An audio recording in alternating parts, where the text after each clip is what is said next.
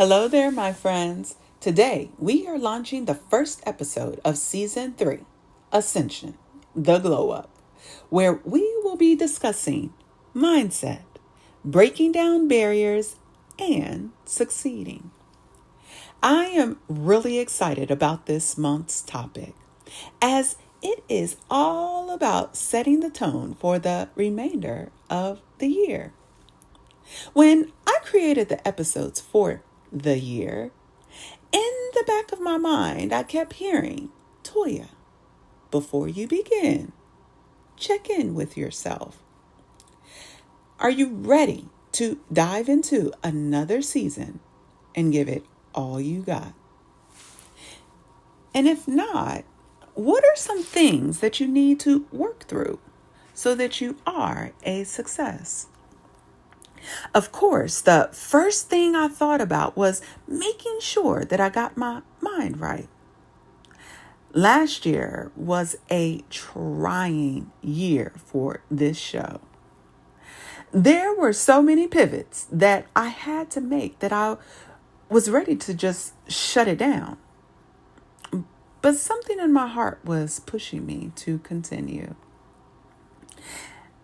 As you know, while I am in the health and wellness business, I never attempt to portray that I have been in this space for years and serve as an expert. And unfortunately, I built components of my podcast to include topics that I did not possess the expertise in hopes that I could lean on my co-hosts. But of course, and I get it, life gets in the way. And as a result, I had to pivot. Or when I lost the ability to access all of my files that I have created since 2010, gone my whole life. And all of my shows for this podcast are no longer accessible with ease at my fingertips. Thank God for recordings. I was mortified and ready to call it a season.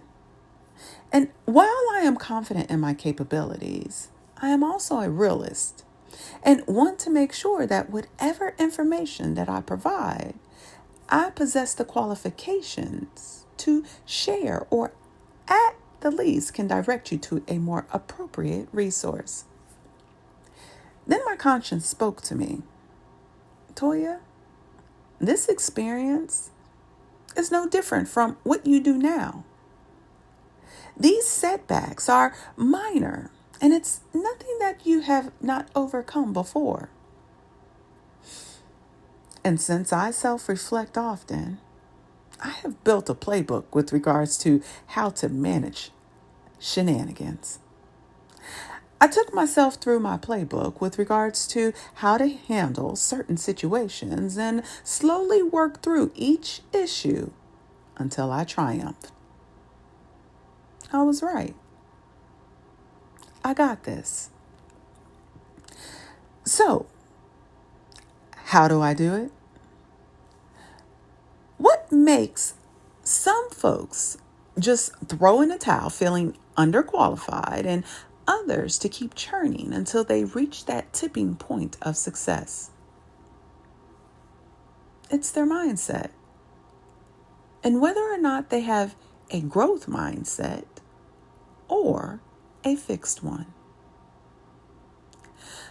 So, what is a fixed and a growth mindset? The fixed mindset is a belief that your qualities are carved in stone. And in that, people with a fixed mindset tend to create an urgency to prove themselves over and over. And per Dr. Dweck, if you only possess a certain amount of intelligence, personality, and moral character, you'd better prove that you have a healthy dose, because every situation calls for a confirmation of your intelligence, personality, or character. You will always feel the need to be validated. Now, if you follow me, you already know what I think about that. Validated? On whose authority? The fact that you exist already validates you. You are a key, and it is your job to figure out what doors you were brought here to unlock and take your place, making your mark within this world. So, what is a growth mindset? A growth mindset is a belief that your qualities are things you can cultivate through your efforts, your strategies, and help from others. Everyone can change and grow through application and experience. Those with a growth mindset believe that a person's true potential is unknown and that it's impossible to foresee what can be accomplished with years of passion, toil, and training. Essentially, with a growth mindset, becoming is better than being. The fixed mindset does not allow people the luxury of becoming. They have to already be. And it is in that mindset you will find comfort, stagnation, and a pessimistic outlook when confronted with challenges in life. Whereas with a growth mindset, you are open and receptive to learning and challenging yourself. In failure, it is understood to be a positive byproduct of growth and ultimately your success.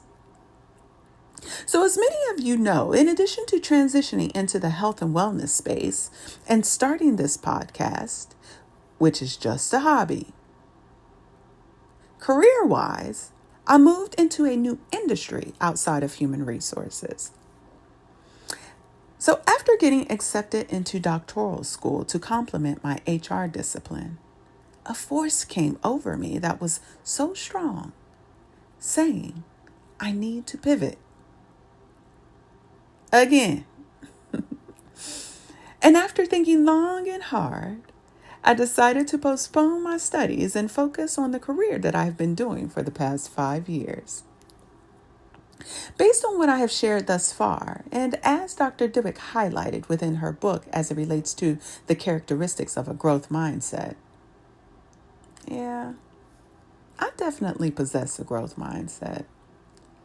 In the past 5 years, I dove into 4 industries in which I at first possessed no expertise, but along with training and successfully acquiring the required certifications for each discipline, it is this belief that I can be developed and my love of learning that allowed me to shift with ease and thrive during some of the most challenging times within my life. I am constantly seeking out challenges and trying to stretch myself. Even when people taunt me with their constants. Oh, I have 30 years of experience. Or my favorite, you're too old. Miss me with that. It doesn't prevent me from continuing on with my learning journey. I just keep moving forward and open my mind and heart to be receptive to learning, even from those who attempt to derail me or don't believe in my endeavors. I will continue to work on cultivating this growth mindset and leverage some of the tools that Dr. Dweck provides within her book to accomplish one major goal and some mini goals that I have set for myself this year. And I will leverage some tools and resources in which Dr. Dweck provides within this book. At the end of each chapter, Dr. Dweck ends the chapter by providing you a framework to cultivate a growth mindset in a respective area. What are these areas? Well, she does a beautiful job of taking us through mindset and its effects on the development and growth of artistic abilities, sports, business, relationships, parents, teachers, and coaches. She dives further into this as she discusses how we should manage children when we attempt to praise or chastise them for a certain behavior. depression, and even how one's mindset can positively or negatively shape the behavior of a bully and the victim. You need to read that section. I was actually going to focus on this particular section today, but this topic is not aligned with anything that I want to focus on, and why I am working on cultivating the right mindset for my objectives this year. If there are other podcasters out there who focus on the development of children and bullying, I strongly encourage that you add this section as a topic. It will make for a very lively and interesting discussion. And let me know about it. I would love to check it out and add my thoughts.